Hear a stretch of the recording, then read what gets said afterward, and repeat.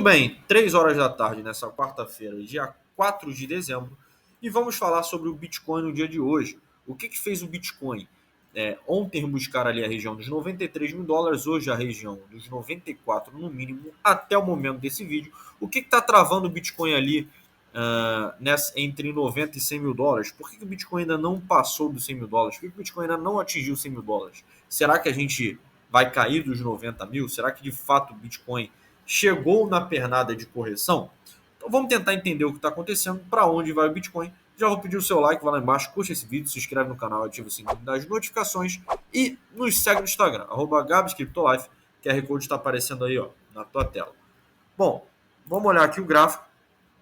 Eu estou plotado no diário e a gente vê que basicamente tem duas figuras gráficas formadas. Primeiro, no diário a gente tem essa canaleta de alta formada, respeitando os toques, tá? E no 4 horas a gente tem essa figura subtriangularizada, basicamente tendo como fundo essa região de suporte e como topo essa região de resistência aqui em cima, tá? E é isso que a gente vai tentar se basear. Nossa análise vai ser feita basicamente nos indicadores dessas duas figuras. O que está segurando o preço do Bitcoin aqui no diário, se vocês forem olhar bem aqui, é basicamente a nossa mediana da banda de Bollinger, lá em 94.800, tá? O preço não conseguiu romper ela hoje e nem ontem. Ontem o preço ameaçou romper, fez aqui uma armadilhazinha ali de ursos para a galera que está usando esse triângulo como base, mas rapidamente respeitou a mediana e voltou para dentro do triângulo. Mesma coisa acontecendo por enquanto no dia de hoje, tá? A gente teve fatores externos que influenciaram essa baixa aqui no dia de ontem e também no dia de hoje, e esse fator basicamente é a instabilidade política que está acontecendo lá na Coreia do Sul, que eu vou falar quando a gente for dar o giro de notícias do mundo. Eu vou me aprofundar um pouco nisso. Por enquanto, de olho no gráfico. Basicamente, a gente está tendo como suporte essa mediana, tá? É importante mantermos esse suporte e é importante a gente conseguir não finalizar hoje como um doji. Por quê? Historicamente falando, quando a gente tem dois ou mais dojis, geralmente são três dojis formados em sequência com uma figura de bandeira, tá? Aqui não vou nem falar para você que forma uma figura de bandeira, mas se tiver um outro aqui eu vou ficar de olho. Mas quando isso acontece, geralmente a gente tem uma baixa em seguida. Nada muito forte, mas geralmente a gente poderia romper e vir estressar essa bandeira aqui no gráfico, que não seria nada desesperador, tá? Seria até aceitável vir estressar essa parte de baixo da bandeira. Mas como a gente quer olhar sempre para o alto, é interessante o Bitcoin se manter dentro dessa figura subtriangularizada, pelo menos por mais 1 ou 2 dias, para aí sim, lá na sexta-feira ou no sábado, a gente romper buscando essa região aqui de resistência mais em cima, na região de 98 a 99 mil dólares. É importante que a gente venha a estressar esse patamar um pouco mais em cima, tá?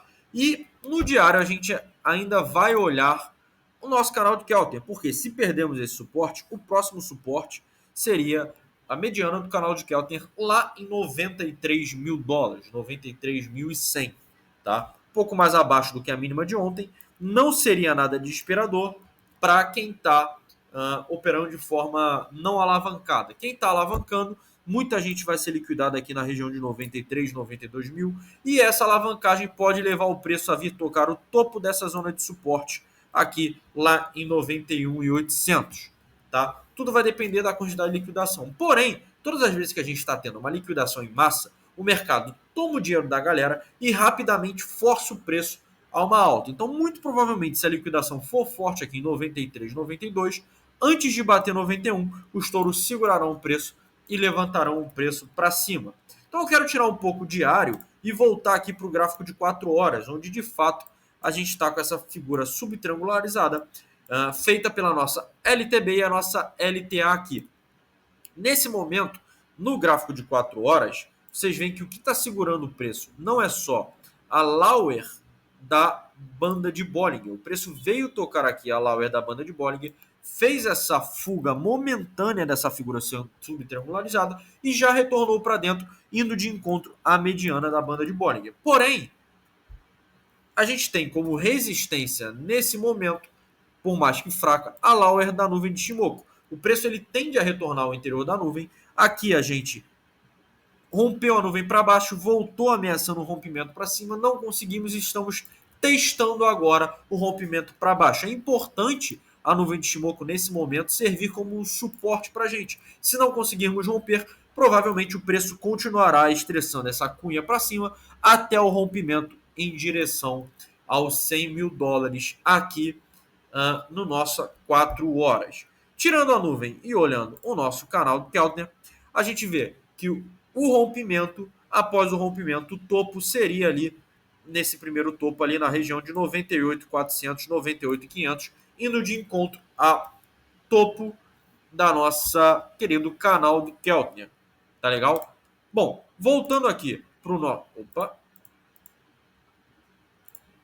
Voltando aqui para o nosso gráfico diário, quando a gente tira o zoom e vem olhar toda a nossa literatura gráfica, a gente vê que tudo continua de acordo com aquele script que eu falo para vocês desde o halving. Tá? A gente formou essa figura de bandeira, entregaria um mastro proporcional e está entregando. Eu venho reportando isso há muito tempo. Mas tudo isso aqui é a nossa famosa onda de Elliott, onde aqui no mastro a gente teve a onda 1, que era uma onda de pulsão, aqui seria a nossa onda 2, que é a onda de correção. Nesse momento, estamos vivendo a terceira onda de impulsão. Para quem não sabe como funcionam as ondas de Elliott, basicamente ela é formada por 5 ondas. Uma onda de pulsão, uma onda de correção, outra onda de pulsão, outra onda de correção e a última onda. Porém, o fundo de cada onda tem que ser maior do que o topo da última onda, por exemplo, aqui. Legal? É assim que funciona e é isso que está acontecendo. Então isso aqui é indício de forte alta. A gente ainda está na alta. Para quem tem medo de ter feito o nosso topo, não fizemos ainda, tá? Se vocês quiserem, volta aqui na minha playlist, vai lá ver o vídeo que eu fiz falando exatamente sobre o próximo topo do Bitcoin, que lá eu foquei em quando a gente espera que seja o topo desse nosso bull run e quanto o Bitcoin pode bater, qual é a previsão para isso acontecer, tá legal? A questão é, quando fizermos o topo dessa nossa terceira onda, a gente vai ter uma quarta onda de correção entre 20% a 30%, totalmente aceitável, onde o mundo vai estar em caos, todo mundo vai falar que o Bitcoin acabou, vai todo mundo estar desesperado, sardinhas vão vender desesperadamente e BlackRock, Fidelity, Microsoft vão começar a comprar as suas posições. Por isso, não percam posições, tá? O cenário é arriscado nesse momento, não tem posição de entrada segura, é arriscado quem quer vender, tentando adivinhar topos e fundos para entrar no outro momento, tá? Então, tudo isso vocês têm que fazer suas próprias estratégias. Eu aconselho sempre a focar em tudo do preço médio, tanto na compra quanto na venda, para você conseguir realizar qualquer ativo que vocês forem fazer. Tá legal? Basicamente, é isso que está acontecendo no gráfico. Dando uma olhada pelo mundo de notícias, antes disso, eu quero dar uma olhada no que está acontecendo com a dominância do Bitcoin e com o nosso Total 2. Esse aqui é o gráfico de dominância de ontem, tá? Hoje a dominância já está ali em torno de 55%, e é isso que eu vou trazer para vocês agora. A dominância do Bitcoin hoje está na casa de 55%, a dominância despencando, tá? Despencando constantemente, e isso é um dos indicadores que pode indicar que a gente está iniciando a nossa alt-season. Historicamente falando, a nossa alt-season começa quando a dominância do Bitcoin está entre 50% a 40%. Começa e termina nessa faixa. Então, a minha meta, desde lá de trás, era aqui, em torno de 54% a 53%, 52%, para eu ficar atento aos outros sinais, né, que indicam a alt-season, a liquidez, a migração do market cap das altcoins aumentando, tudo isso acontecendo é o início da nossa alt-season e vocês têm que olhar nisso. Eu fiz um resumo bem legal lá no meu Instagram sobre o que é alt-season, quais são os indicadores, o que está acontecendo. Então, se você ainda não me segue, vai lá, me segue e olha os meus stories. Se você já me segue, vai lá e olha os stories para você não perder essa explicação, que está bem didática e bem legal. Lembrando que necessariamente a queda da dominância não significa queda no preço do Bitcoin. Tá? Apesar de a gente muito achar que isso está ligado, não está. Pode haver a queda sem a queda no preço consequentemente. Tá? Porém, um dos indicadores da nossa alt-season também é a queda do preço lentamente do Bitcoin. Então, quando vocês verem o Bitcoin caindo de maneira lentamente, sem nenhum indício de alta subsequente, também é que a gente está vivendo a nossa alt-season. Uma outra coisa para vocês lembrarem da alt-season é que nesse momento vocês vão ver basicamente toda a altcoin explodindo, subindo 50, 60, 70, 100, 200% nesses próximos dias, nesses próximos meses. E é muito interessante não tentar adivinhar topo para lucrar. E é importante vender para lucrar. Lucra quem vende. Não adianta se apaixonar por um projeto, tá? Mas vendam de maneira que os senhores foquem nas suas estratégias. Voltando para a questão da dominância, quando a gente vem aqui olhar o nosso total 2, que é o market cap total, excluindo o Bitcoin, a gente vê que claramente a gente formou aquele nosso padrão xícara também no total 2, já rompemos esse padrão xícara e vamos buscar romper o nosso topo passado ali em torno de 1,7, 1,8 trilhões. A gente está ali em torno de 1,5 trilhões de dólares no total 2. Claramente a gente vai romper ali esse 1,8, talvez chegar a 2 trilhões nessa terceira pernada. Porque quando a gente olha de maneira macro, a gente também está vivenciando no total 2 a nossa querida e digníssima onda de Elliott. Vamos diminuir aqui para você ver.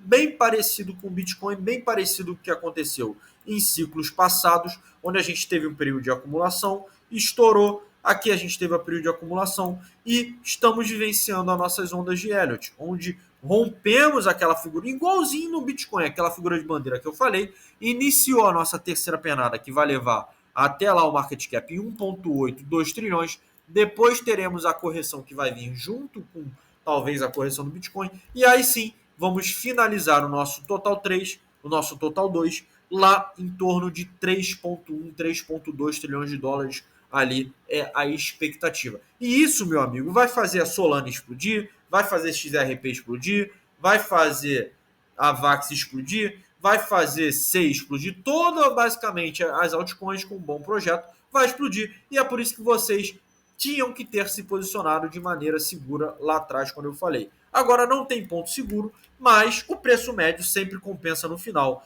Então vocês precisam fazer suas estratégias e decidir se vale a pena correr o risco e entrar no mercado agora ou não. Bom, em questão do nosso giro de notícias, primeiro vamos começar a falar sobre essa matéria da Cointelegraph, onde diz que a reserva de Bitcoin nos Estados Unidos é possível de ser alcançada, mas não tem desvantagens, mas não sem desvantagens. O fato é que pela primeira vez na história a gente tem o Donald Trump como o primeiro presidente pró-cripto assim, de uma potência como os Estados Unidos. E pegando o Butão e El Salvador como exemplo, uma reserva estratégica de Bitcoin é possível. E o Trump prometeu isso na sua campanha. Então, no seu empossamento lá em janeiro de 2025, caso ele fale algo sobre o Bitcoin, que eu não acredito que ele vai falar, é uma das coisas que pode fazer o preço do Bitcoin ter uma alta num curto prazo também em janeiro. Lembrando que dezembro, historicamente, entrega uma alta ali para o Bitcoin também. Não tão alta quanto novembro e outubro, mas entrega uma alta do Bitcoin que pode finalizar a nossa terceira pernada lá acima dos 100 mil, entre 100 a 120 mil dólares. Tá? E depois a gente sofrer com uma correção, voltando ele para casa dos, quem sabe, os 80 mil dólares. Enfim, essa reserva de Bitcoin ela é possível, tá? Porém, não é tão simples. É necessário ter toda uma estrutura de segurança para armazenar de maneira segura, evitar hackeamentos dessas chaves privadas de Bitcoin, assim como é feito com os commodities, como é feito com o ouro, por exemplo, na reserva do Bitcoin nos Estados Unidos, na reserva do ouro nos Estados Unidos também. Fato é que no próximo ciclo, todos os bancos centrais, ou quase todos, estarão estudando ou pensando. Acho que estudando já estão. Até no Brasil a gente tem possibilidades de criar uma reserva estratégica de Bitcoin. Isso foi levado à pauta por algum deputado, que não me recordo quem é. Mas o fato é que no próximo ciclo, diversos bancos centrais adotarão o Bitcoin como reserva estratégica. E é isso que no próximo ciclo o preço vai explodir. Existem alguns analistas que acreditam que o preço do Bitcoin vai bater até $400 mil nesse ciclo. Eu particularmente acho isso muito esticado nesse ciclo. Pode ser, pode ser. Tudo vai depender, né, do que o Trump irá fazer nos primeiros meses de mandato dele. Mas eu acho $400 mil para esse ciclo muito esticado. Porém, para o próximo ciclo, é fato que isso vai acontecer e vai passar disso. Então, vocês precisam estar atentos aos sinais. Bom, o plano de Trump para a Ucrânia ganha destaque. Concessões territoriais e OTAN estão fora da mesa. Basicamente, o Trump, em uma das primeiras campanhas dele, era prometer acabar com a guerra da Ucrânia de maneira rápida e até em 24 horas. Ele realmente disse isso. Ainda não tem nada certo, mas alguns jornalistas da Reuters conseguiram fontes de dentro da Casa Branca e de dentro da comissão do Trump e alegaram que algumas propostas de paz, que obviamente vão depender da vontade do Zelensky e do Putin de negociar, mas basicamente indicam que a OTAN está fora de cogitação para a Ucrânia não poderá participar da OTAN e terá que ceder territórios à Rússia. E isso é nítido. A única maneira da Rússia recuar sem se sentir perdedora da guerra é a Ucrânia cedendo territórios e ficando da OTAN. E, porém, por outro lado, isso seria uma propaganda forte para a Rússia. A Rússia sairia grande da guerra, conseguindo o que quer, forçando os Estados Unidos ao que quer. E mesmo que o Zelensky recuse esses acordos, o Trump tem as cartas na mesa para o Zelensky, como também tem as cartas na mesa para a Ucrânia, de uma maneira um pouco mais firme. É mais fácil o Trump pressionar a Ucrânia a ceder do que a Rússia. Porém, nesse momento, fontes dizem que o Putin não está disposto a negociar nesse momento, porque ele continua ganhando territórios, ele já tem toda a Crimeia ali para a parte dele, então ele quer negociar quando tiver mais cartas na manga, para conseguir uma quantia maior de território da Ucrânia e, quem sabe, acabar também com todas as sanções americanas impostas. Bom, para finalizar, a notícia mais importante de hoje é a crise política e militar que enfrenta a Coreia do Sul. A Coreia do Sul que é um grande aliado americano. Basicamente, o que está acontecendo na Coreia do Sul fez o Bitcoin ser negociado lá na Coreia ali entre $78 mil até a $70 mil. E isso fez o preço do Bitcoin ir buscar esse patamar mais baixo, como, por exemplo, de $93 mil. Tá? O que está acontecendo? Basicamente, o que está acontecendo é que os militares tentaram fechar o parlamento na Coreia do Sul após o presidente Yoon Suk-yeol, não sei pronunciar, mas acredito que seja assim, declarou lei marcial no país pela primeira vez desde a década de 80, onde na década de 80 a Coreia do Sul vivia uma ditadura. Então, desde a década de 80 que não tinha algo tão firme acontecendo na Coreia do Sul como a gente teve agora. Isso gera uma crise e uma instabilidade. E os militares só não conseguiram, de fato, dissolver o parlamento porque os parlamentares resistiram, colocaram barricadas, responderam os militares com extintores e deu uma repercussão muito grande na mídia que, para impedir que isso se tornasse uma guerra civil, os militares resolveram recuar. Dito isso, os parlamentares conseguiram votar pelo fim dessa lei marcial, disseram que isso é totalmente antidemocrático e basicamente um golpe de Estado, porém o presidente disse que a oposição está manipulando todo o processo sul-coreano, teme pela implementação de um comunismo na Coreia do Sul e que por isso a lei marcial seria defender os interesses democráticos da Coreia do Sul. Essa instabilidade política gerou todo o caos que está acontecendo no Bitcoin ontem. É óbvio que ia gerar, mas em situações normais de temperatura e pressão, o Bitcoin teria despencado, a dominância teria subido absurdamente, as altcoins teriam caído bastante. Mas o fato é que nada disso aconteceu. O Bitcoin sofreu um pouco, mas ainda preso entre aquele região, entre aquele suporte e aquela resistência que eu falei para vocês aqui, nessa zona roxa e nessa zona vermelha, que é basicamente ali entre 91.750 a 98.200.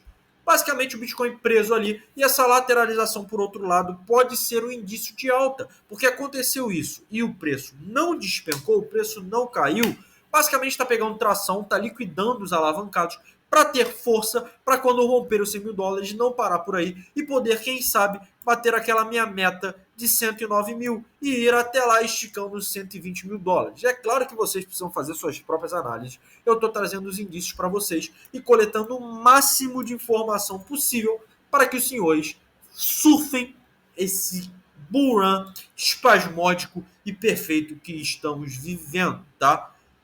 Quem não sabe operar no mercado, clica no link dos comentários aí da descrição do vídeo, vá lá, adquire o meu e-book. É um e-book para o investidor iniciante, para o médio, aquele que tem medo, que não sabe armazenar, que não sabe criar uma conta, que não sabe operar na corretora, que acha tudo difícil, que não sabe basicamente nada da literatura, que não sabe nada de análise gráfica, que não sabe nada de nada. O e-book vai te dar um rumo inicial, vai te ajudar muito. Vai lá, clica no link, tá? E me segue no Instagram que eu posto dicas diversamente. Agradeço a todos que estão aqui. Agradeço aí também aos nossos amigos que sempre estão vendo o vídeo, o Eduardo, enfim, todo mundo que está vendo o vídeo aí, ao Marcos que sempre apoia, que sempre está aí me ajudando em tudo também. E eu vou ficando por aqui. Bons trades a todos vocês. Comentem aí o que vocês querem ver, se vocês querem vídeo de Solana, se vocês querem um vídeo de XRP. O que vocês quiserem, eu faço para vocês, tudo bem? Vou ficando por aqui. Bons trades a todos.